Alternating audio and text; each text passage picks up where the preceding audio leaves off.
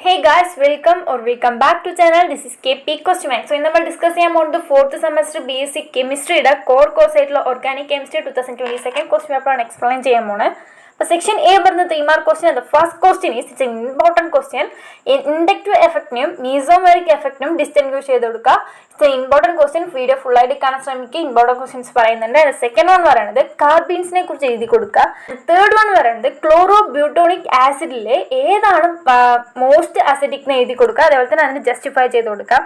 And the fourth one പറയുന്നത് പ്രൊപ്പീൻ്റെ hydrogenation catalytic ഹൈഡ്രജനേഷനും അതുപോലെ തന്നെ പ്രൊപ്പീൻ്റെ ലിൻഡലേഴ്സ് കാറ്റലിസ്റ്റ് ഉപയോഗിച്ചുള്ള റിഡക്ഷനിലും ഈ രണ്ടിൻ്റെയും പ്രോഡക്റ്റിനെ പ്രെഡിക്റ്റ് ചെയ്ത് എഴുതി കൊടുക്കുക.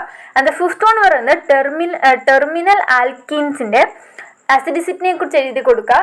And sixth one dipole induced dipole interaction എന്താണ് എഴുതി കൊടുക്കുക. It's an important question. And seventh one പറയുന്നത് ഫ്ലാനിലുള്ള അരോമാറ്റിസിറ്റിനെ കുറിച്ച് എക്സ്പ്ലെയിൻ ചെയ്ത് കൊടുക്കുക.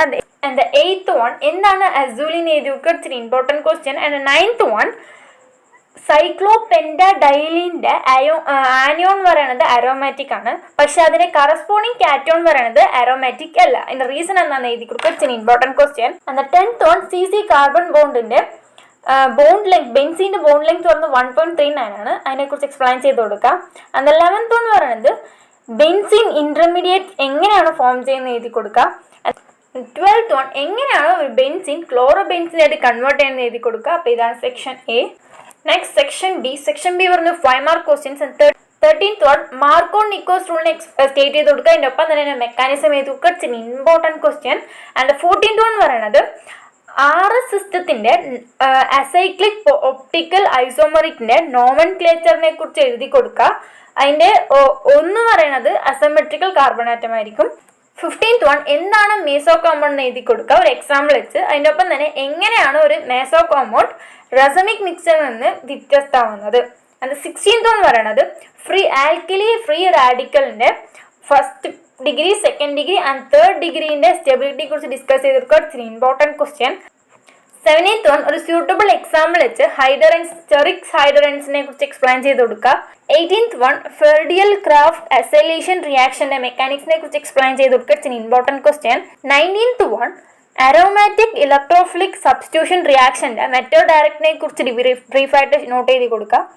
And next we are moving to section C. Section C 21 is an important question. Bias strain theory കുറിച്ച് explain ചെയ്ത് കൊടുക്കുക.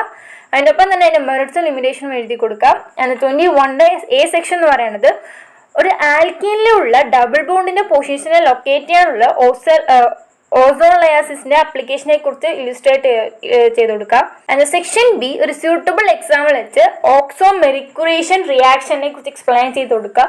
അപ്പോൾ ഇതാണ് 4th സെം BSc കെമിസ്ട്രിയുടെ organic chemistry 2022 question paper. 2023-21 question papers അതുപോലെ തന്നെ എക്സാമിന് ചോദിക്കാനുള്ള ഇമ്പോർട്ടൻറ്റ് ക്വസ്റ്റ്യൻസ് ഇതേ ചാനലിൽ പോസ്റ്റ് ചെയ്യായിരിക്കും.